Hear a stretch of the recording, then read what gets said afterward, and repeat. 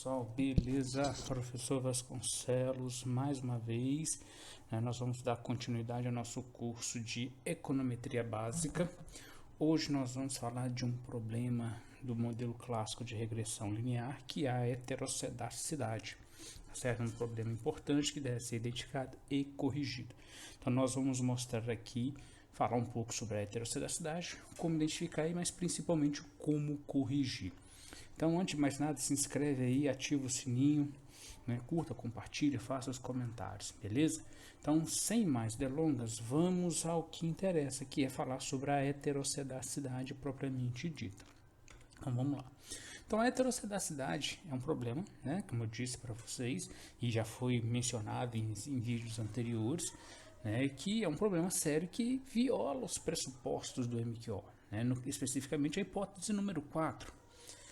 Então, e isso torna nossos betas estimados inconsistentes e não eficientes, né? Ou seja, nós temos uma variância do termo de erro, né? E isso traz problemas, né, para a nossa estimação.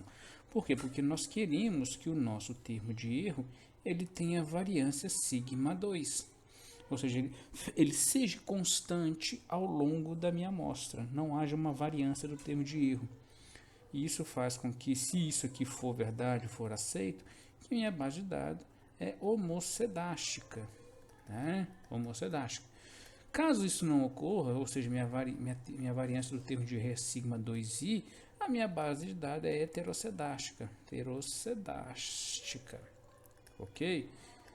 E quando isso aqui acontece, isso é um problema na nossa estimação, porque os nossos estimadores, nossos betas, eles serão inconsistentes e ineficientes, e nós não queremos isso. Nós queremos que eles tenham variância sigma 2, ou seja, são homocedásticos, e que logo o meu beta estimado seja igual ao meu beta verdadeiro, né? É isso que nós queremos. Então, para a gente identificar isso, nós precisamos fazer alguns testes, né, de identificação da heterocedasticidade, e se identificado de fato o sigma 2i, essa variância do termo de erro, nós aplicamos algumas correções para torná-lo, né, sigma 2, né, ou seja, uma base de dados homocedásticas, tá certo? Então, como eu disse, se a nossa variância ela é sigma 2, não há problema de heterocedasticidade, ou seja, é homocedástica a nossa base de dados. É isso que nós precisamos, nosso termo de erro é homocedástica, é isso que nós queremos. Caso contrário, é heterocedástico, né? Porque a nossa variância é sigma 2i, logo o termo de erro ele é heterocedástico. Ele sendo heterocedástico, nós temos aquele todo problema de inconsistência, né? De não eficiência, e nós não queremos isso, mais uma vez. Beleza? Então é isso que nós estamos trabalhando aqui, identificar a variância do termo de erro, né? Mas o que pode levar, né, à questão da heterocedasticidade? Porque a gente não, tecnicamente é até meio complexo a gente coletar uma base de dados e já pensando nesse possível problema. Então, existem alguns possíveis problemas que são apontados pela literatura que podem levar ao surgimento da heterocedasticidade. Por exemplo, erro de digitação de variáveis. Então, você tem variáveis lá que foram digitadas erradamente. Isso pode levar à heterocedasticidade. Por exemplo, era para ser uma variável de 5 milhões, foi digitado o valor de 5 mil, né? 2 milhões, 2 mil, 20, por aí vai. Então, erros de digitação podem levar a problemas de heterocedasticidade. Presença de outliers. Outliers, só resgatando aqui, são aqueles elementos, aqueles indivíduos que destoam da média populacional. Então, se eu tenho na média ali valores em torno de 15, 20, 25, 30, 35, ou seja, estou em torno de uma média, valores que são, por exemplo, 50 mil, 100 mil, 200 mil, 100, 300, ou seja, valores que destoam muito desse valor médio são também candidatos a promoverem a heterocedasticidade. Nós temos que trabalhar na identificação desses outliers e eliminá-los da nossa amostra. Forma funcional especificada incorretamente. Então, a gente poderíamos estar estimando um modelo linear, mas estamos estimando um modelo log-lean. isso pode levar, né, também a um possível problema de heterossedacidade. Tá? Então, assim, o ideal sempre é testar as formas funcionais, primeiro de acordo com a teoria. A teoria me diz que eu tenho que rodar um modelo de forma do tipo Cobb-Douglas e ali eu rodo. Se houver algum problema, aí podemos testar algumas outras formas de estar contornando esse problema de heterossedacidade, tá certo? Assimetria na distribuição de dados, discrepância entre eles. Então, como eu disse, você pode ter variáveis, por exemplo, IDH. IDH varia entre 0 e 1, 0,4, 0,6, 0,7, por aí vai. E você ter também no seu modelo variáveis do tipo financeiras, né? Gastos com saúde, por exemplo. Então você tem valores lá de 600 mil, 700 mil, 8 milhões, 2 milhões e por aí vai. Então você tem uma variável que varia entre 0 e 1 e uma na casa de milhões. Então existe uma variância, uma discrepância muito grande entre essas variáveis.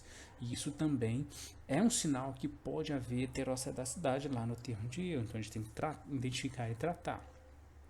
E também, por fim, né, o que a literatura aponta, né, os trabalhos lá de Gerhard Porter, o livro, né, o Green e outros, eles falam que transformação incorreta também de dados pode levar também a problemas de heterossedacidade. Então nós vimos aqui, né, que existem situações específicas, né, algumas delas em função de coleta de dados equivocadas ou que foram produzidos erroneamente na origem, né? Porque como nós trabalhamos com dados secundários, via de regra, nós estamos sujeitos a erro de digitação na produção dos dados, né? Por exemplo, na Fundação João Pinheiro, no IPEA, no IBGE, enfim, qualquer fonte de dados que nós utilizamos. Em algum momento, alguns dados podem, não estou dizendo que existam esse problema, mas pode haver algum problema de digitação errada lá na origem e isso carregar esse problema para nossas estimações. Então nós não temos como controlar esses problemas. Nós temos que identificar e tentar corrigir da melhor forma possível para que os meus betas estimados eles sejam consistentes, eles sejam eficientes, né, para que eles possam traduzir aquilo que de fato eles precisam traduzir, beleza? Então é isso, é esse que é a ideia aqui. Quais são as possíveis fontes que levam ao problema de heterossedacidade na nossa base de dados, beleza? Bora lá. Como é que a gente pode contornar esse problema de heterossedacidade? Nós temos algumas sugestões, né? Você tem Green aí que fala que você pode rodar um modelo do momento generalizados, o MQG, né? Tanto ele quanto o Gerhard Porter também fazem essa menção, tá certo? Para contornar o problema de heterossedacidade. O que é esse MQG? Ele é muito parecido, ele é muito semelhante ao MQO, ele se assemelha ao MQO tradicional que nós conhecemos, que é aquele YI igual a alfa 0 mais um alfa 1 xi mais um termo de erro. É a mesma coisa, né? A diferença é que nós vamos fazer o que? Uma ponderação. Nós vamos ponderar todas as nossas variáveis no modelo, né, por um fator x qualquer aí que a gente vai ver mais para frente, né, de forma que quando eu faço essa ponderação, os meus estimadores eles serão blue. Ok? Então nós vamos ponderar, tá? Então quando nós atribuímos peso, né, esses pesos transformam o nosso modelo, nossos estimadores em blue, beleza? Então vamos lá. Então para desenvolver um modelo, um mínimo dos quadrados ponderados, um MQG ou mínimos quadrados generalizados, melhor dizendo, presume-se que a variância sigma 2i seja conhecida.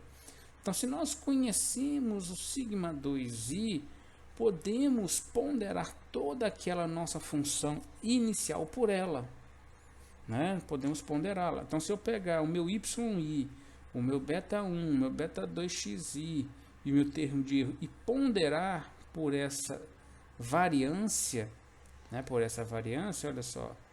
por essa variância, nós podemos reescrever essa função aqui como esta aqui, como essa expressão, em que o meu yi representa, aliás, antes disso, essa expressão escrita dessa forma pode ser, uma vez que ela foi ponderada, né, ela foi ponderada em ambos os lados da equação, e isso a gente sabe que matematicamente, quando eu divido um lado da igualdade por um valor e o outro lado da igualdade pelo mesmo valor, isso não altera o resultado, né, da nossa expressão.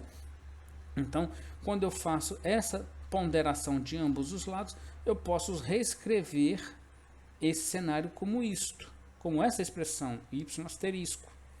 E essa expressão y asterisco, ela vai poder ser estimada como um MQO tradicional, né, e obter os estimadores que eu preciso, sendo que esses y asteriscos, beta asterisco, x asterisco, etc., todas as variáveis asterisco, elas são a representação desta ponderação, né, que a gente fez para trabalhar com mínimos quadrados generalizados, tá?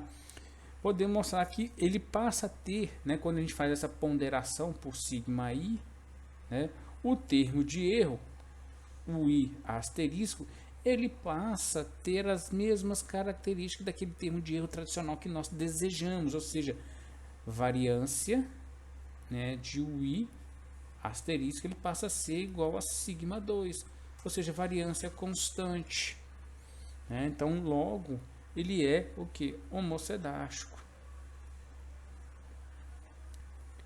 Quando nós ponderamos, tá certo? Então é importante imaginar que quando nós fazemos essa ponderação, nós estamos trabalhando com o intuito de alcançar um termo de erro homocedástico, beleza? Bom, então nós falamos um pouco, né, da heterocedacidade, como ela afeta um pouco, né, o problema, né, das nossas estimações. No próximo vídeo nós vamos falar o que? Sobre a detecção dessa heterocedacidade, como detectar e como corrigir, beleza? Então, para você que assistiu até agora, muito obrigado pela sua participação aí. Se gostou, se foi útil para você, curta, compartilhe, se inscreve aí no canal, ativa o sininho de notificação para você ficar ligado aí nos próximos vídeos, beleza? Então nós vamos no próximo vídeo, como eu disse, falar sobre a detecção propriamente dita da heterocedacidade na modelagem. No mais, muito obrigado e a gente se vê no próximo vídeo. Abraço a todos.